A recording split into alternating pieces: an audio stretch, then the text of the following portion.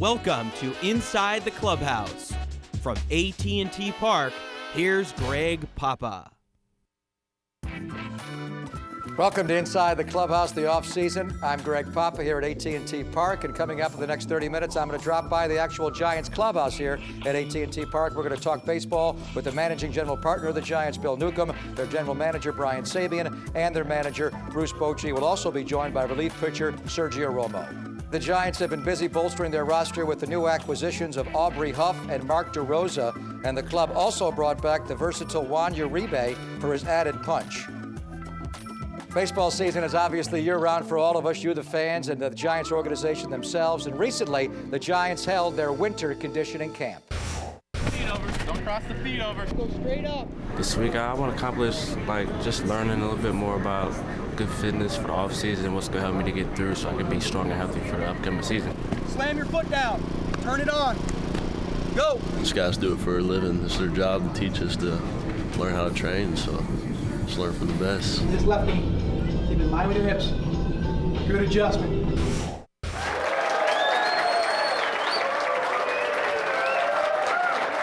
Well, I think we need a winter conditioning camp for broadcasters. I've gained a few this year. I know Dwayne Kuiper could use the winter conditioning camp as well. Welcome to Inside the Clubhouse, the off-season. Greg Papa, thrilled to be with the managing general partner of the San Francisco Giants inside the Giant Clubhouse in front of a live studio audience. A big round of applause for the managing general partner, Mr. Bill Neukom. Thank you. You know, when you and I first met, when you were in the transition stage of taking over the ball club as the managing general partner, you talked about the Giant way. Yes. And one of the things you told me is when you wanted the best conditioned athletes, not only in Major League Baseball, but throughout the entire system. We just learned a lot about your winter conditioning camp. Tell me how this all came together here. Well, the Giants have been serious about conditioning for a long time, but the notion was to sort of redouble our efforts, to realize that baseball is a marathon. It's a 7.5 month season. When you figure in spring training, we want it to be longer than that with postseason, sooner than later. It's a grind, it takes its toll, and the evidence is clear, Greg, that if your players are better conditioned, not just strength, but cardiovascular stuff, if they're flexible, they're quicker, they're more likely to resist injuries, they're going to get that extra base, they're going to have that extra tick in terms of being able to pull the trigger on a pitch. They're going to get to a ground ball they might not otherwise. At the end of the day, the single most important variable in performance is whether you're healthier. Yeah. And you're more likely to be healthy and stay off the DL if you're well conditioned. And you also do it in the front office. Larry Baer is in exceptional shape. He is indeed. And you yourself, sir, tell the story. We were just chatting before. You will come in the clubhouse and use the equipment of the clubhouse early before the players actually filter in, right? That's right. There's a great workout room right back there, the weight room. And the story I told you is worth repeating, if I may. You may. That's why I led you that way. Bochy is coming off an injury to his bicep. You know about this. He's a field manager, and he said, Bill, I can't manage if I can't throw and hit. I'm going to have this thing repaired. So Akazuki, our orthopedic surgeon, fixes his bicep. He has to go through convalescence. And we're up here. The season starts. It's maybe late April, and he's on a device back there which works on the bicep. And it's back in the far corner of the room. And this is about 1 o'clock in the afternoon. He's in early, and he's going through this. And it's not the most athletic exercise. It's not where you look like you're the major league catcher that Bruce Bochy was. And he's working away on this, and he's sitting there like this.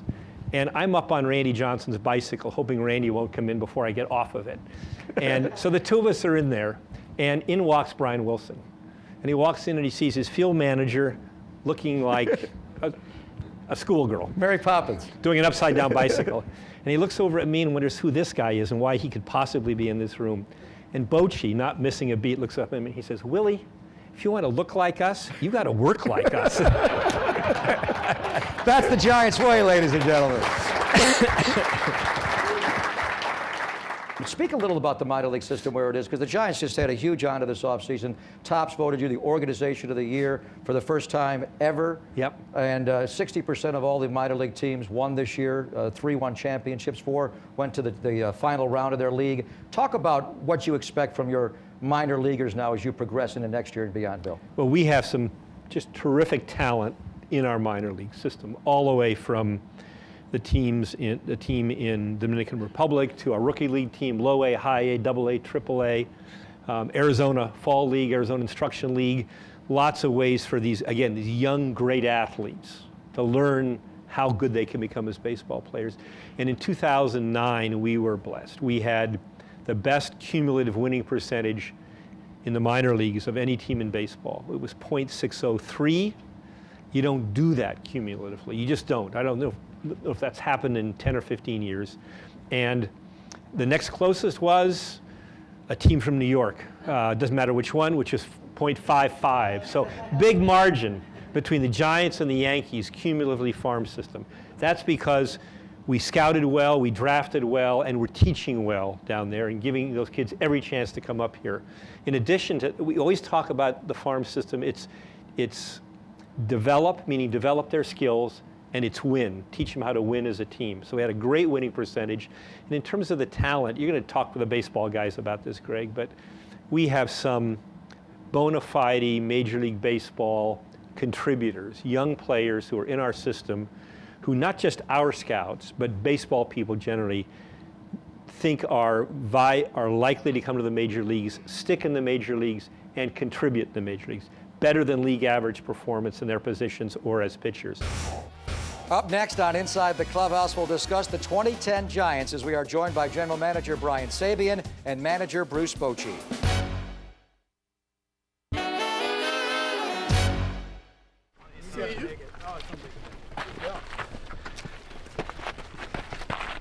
You know, there's not too many guys that show up here in November to get ready for next season. There's no guys, and he's doing it. It's a priority for him, and he's working really hard, so everybody should be real encouraged. Rumble Panda! Hey, he buried it! Give it up, brother. Yeah.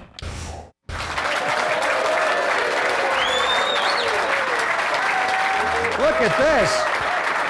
Sell Big reaction for Bruce Bochy and Brian Sabean, our next guest on Inside the Clubhouse. Welcome, gentlemen. How are you? Doing great. How's your off-season been so far, Bochy? Been well. It's gone well. You know, it's going a little slow. I think we're already get back to playing baseball and spring training, so it's not far away, but it's been a good winter. Just a few weeks away. We saw a piece on Pablo Sandoval, Sabes. And tell me a little about Pablo and how receptive he is to getting into better condition, because a lot of athletes that had the level of success that he did his first full year in the major leagues would think, I don't need to get in better shape. I was pretty good the way I was last year. So I think it speaks to the quality of the young man that he's open to putting himself out there like this. Well, obviously we haven't been to the same camp. You got time, though. He's certainly, we do. I just buy nicer and bigger clothes. Yes, that's the secret. Pablo's right now, I think, a captive audience. He knows what he needs to do. He's a young man that's battling a weight issue. But he's all in. And when I say that, he couldn't have been more receptive to all parts of the indoctrination, which is something he never went through. Dietary, the exercise regimen, all of which was to get his weight down, to send him to Venezuela to play until the end of the holidays, and then he'll return after the first year back in that same immersion. And that's really what it is. But you know him, his personality. He's got so much passion for the game. And he works out the same way. You know, it sounds strange. He just doesn't look the part. But as Bochy will tell you, and I don't want to editorialize, you know, from a manager's eyes or from somebody that's seen him come through the minor leagues, you know, this kid's a baseball player probably at any position. He could catch, he could play third, he could play first, he could probably play the outfield. But he knows to have the career that he needs to have, or more so, really get off with a fast start like he has and continue that, that he's going to have to shed some pounds so he can be more everyday ready. And if he doesn't, he's going to battle that issue. Lincecum's success, Saves.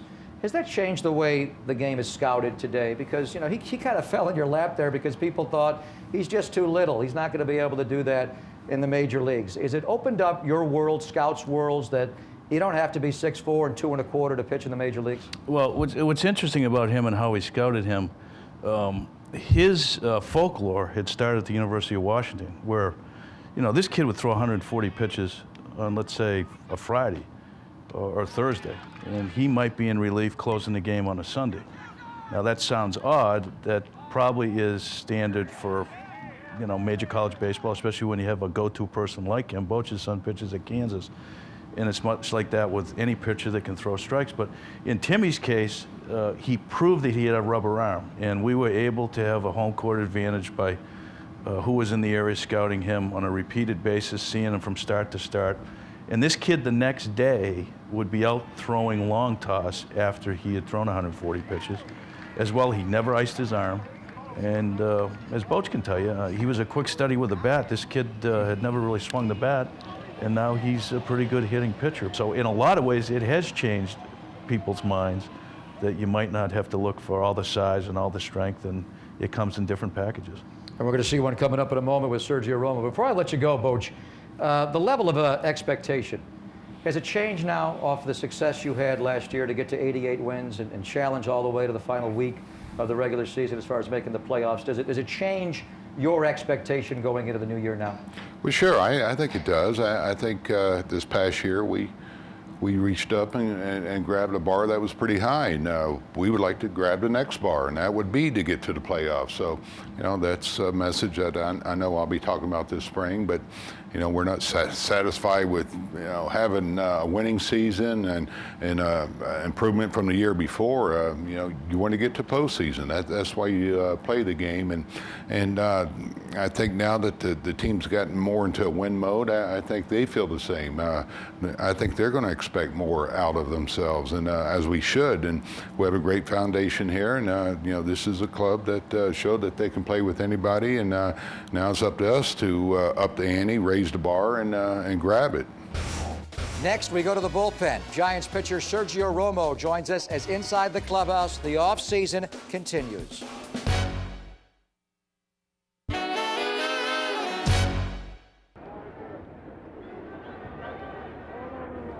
Got him. See ya. First strikeout. Got him. Sergio Romo's dad, pretty excited. Perfect inning, 2 strikeouts. He can pitch. Wow! A bigger ovation than the owner, a bigger ovation than the general manager, a bigger ovation than the manager. Sergio Romo upstaging them all. How are you, Sergio? I'm doing well. Good to see you. We just saw your Major League debut, and I think that was one of the most special moments of a Giant broadcast in a long time. June the 26th of 2008, you're at Jacobs Field, and I remember seeing the reaction of your dad, Frank, that night, and you had your uncle there, you had your high school baseball coach there. What was that moment like? And to celebrate it, not just yourself to make the major leagues, but to celebrate it with your dad and all the people that made it possible for you. First of all, he told me, he apologized right away when I told him I got called up. He apologized. I was like, why would you apologize? Oh, I can't make it. And I'm like, oh, you're lying, you're lying, you're lying. So he surprised me and showed up, which was pretty cool, and he didn't come alone. I had some promises from my high school coach, and my college coach was also there that if the day I got drafted, they promised if I ever made it, there wouldn't be anything that would keep them back from making it. And you know, to have them there, to watch my dad, how proud he was, to just be able to say, hey, you know what, that's my boy, the little hand gesture he's doing, I tell you what, that's very fulfilling for me and made me feel great. Well, it was powerful stuff. We all enjoyed watching, didn't we? From Brawley, California to the major league. So growing up, who was your team? Don't say Dodgers. Don't say Dodgers. No comment. No comment. We'll move on to that. So after you got over your hatred of the Dodgers, when did you start loving the Giants? Right after they drafted you? To be honest, yeah. Sorry. We believe in honesty here. Reason being, I got asked if I got drafted by who, and I said whoever wants to give me a chance. And I do thank you guys for giving me an opportunity, and that's why I am a Giants fan now. So that's my thing. So I'm a Giant. Yeah, and I think the Giant fans grew to be a fan of yours. I mean, right away, that first year, the way you came up so quick, 3-1 with a 2.12 ERA, did it even surprise you how well you adapted to the major leagues and were able to get big league hitters out? That was my stat line? Yeah. You don't remember that? Saves knows it. That's how much I still don't believe I've get an opportunity to be in the big leagues. A lot of people say, the childhood dream. Well, this really is mine, and it really was mine to be here to put on just a big league jersey, period. You know, to be a San Francisco Giant, I'd be more proud than ever right now. The injury to start last year, was that tough? You didn't get activated till May. Was it tough after the success you had in 08 to have to wait around to begin 09? I was worried. It was the first time I'd ever been scared playing baseball because I'd never been hurt that bad. I'd never been hurt, never felt that feeling in my arm or in my elbow. Never really ever been on a DL for an actual baseball injury, you know, something as serious as my elbow strain was. Without the help of the training staff, you know, Gresh, Grusbeck, Potenciano, I mean, even Noah Lowry, who was there rehabbing with me, without him there, it probably would have been a lot harder to get back to where I was. What goes on when you guys are hanging in the bullpen together? Tell you what, that is the best group of guys I had been around with, not just because of the success we had as a team or as a bullpen or pitching staff in general, but it was a lot of fun. Like you said, the personalities, starting with Wilson, then you go next to Affelt, then you go to Metters, then you would go to Justin Miller, then you would go to me maybe. You know, but the personalities, we were so different but yet so alike. We all had the same goal, and that was to prove everybody that we were the best pitching, you know, bullpen, you know, best pitching staff in the big leagues, and that's all we wanted to do, really. Stay tuned for more Inside the Clubhouse as our entire panel answers questions from our season ticket holders as Inside the Clubhouse, the off-season continues.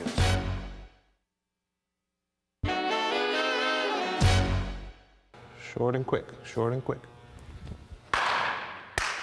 Oh boy. In general, we're going to want guys to just look for their pitch to hit until they get 2 strikes. You know, too many times from just watching a lot of tapes and from being up here in September, they got themselves out by swinging at pitches that weren't in their strength and swinging at the pitcher's pitch before they get to 2 strikes. Yes. We're not going to ask them to walk, but we're going to ask them to be a little bit more selective in what they swing at before they get to 2 strikes. Yeah, Sergio Romo's coming in out of the bullpen. We've saved the best for last on Inside the Clubhouse, the off-season. Greg Papa, Sergio Romo, Brian Sabean, Bruce Bochy, Bill Neukom. And now we're going to open up the panel to a Q&A, and this should be lively. But we just heard a little bit from Hensley Mullins. Let me start with Brian and Bruce here. How do you think that's going to change the offense? Because you obviously know Bam Bam from his work in the minor leagues. Going to Hensley, Bam Bam Mullins as your hitting coach this year, Sabes. Tremendous personality, very outgoing, brilliant kid where he's bilingual, and I think that really helps in today's game. He's been down to Venezuela where he was working Puerto Rico, and he came here to work with hitters, so he's getting a head start with these guys. And now, you know, these games we're playing are a lot of close ball games, and we need to execute, and I think Hensley's going to do a great job of helping us improve in that area. And he gets it. He understands that in some cases guys are quick learners, in other cases it takes an amount of time to indoctrinate somebody into a change or more so a mindset. All right. I'm out of questions. Can somebody help me out there? There are 2 starting pitchers that I think every Giant fan in the world would like to see retire as a Giant. And that's going to be a very expensive proposition in the next couple of years. How do you balance the need to keep that talent with the need to get a good, strong offense right now? Well, the fortunate thing is, let's speak to Kane because he's on a shorter leash. He has 2 more years before free agency, and Timmy has 4 more years specifically. Timmy's going through the arbitration process, and we won't know where we sit with that backdrop and probably until the latter part of January. And there might be an opportunity to get a longer-term deal done. Timmy's arbitration situation, how does that have you guys on hold until that number is ascertained? I mean, you read different reports and there's a wide range of what that number could be. Does it make it difficult to pursue business in the offseason not knowing which side that may fall on? Not at all, not in my mind, because we meet continually. You know, every series of steps that you take towards opening day, including this one, you get everybody all in. Whether it's me as the general manager, Bochy as the manager, more so apprising Bill and getting everybody's input, including on his side of the house, which is the partnership. The wheels are turning all the time, and it is a balancing act. We want it all. We don't want to turn away from what could be the best starting rotation in baseball. Hi, gentlemen. My name is Joe, and I'm from Vallejo. And my question is about the World Series. I mean, we talked about getting a winning team and getting to the playoffs, but what is your horizon on what it's going to take to get to the World Series and win it for San Francisco? Well, to me, it's a short answer. I'm not saying this being glib or tongue-in-cheek. We've got to get in the playoffs. And if we get in the playoffs with our pitching, we have a chance to win the World Series, as crazy as that sounds. That's what we have to position ourselves towards. We have to just get into the postseason. If we do, it might be just like the run we were on, in a previous era with Barry. In 2000, we were pretty darn good. 2002, 2003, we really had 3 chances to win the World Series. We only got there once. Had a heck of a year last year, but the Giants obviously are looking for more. We thank you for your time tonight. Did you learn a thing or two about the 2010 Giants? Yeah. Thank you so much, Sergio. Thank you, man. Good seeing you. Brian Sabean, Bruce Bochy, Bill Neukom, thank you so much for your time. We'll have a few more of these shows coming up for you in the off-season. We'll look for you then throughout the off-season leading up to spring training 2010. For all of us here at Inside the Clubhouse, the off-season, and at SFG Productions and Comcast Sportsnet Bay Area, I'm Greg Papa. Thank you for your time tonight.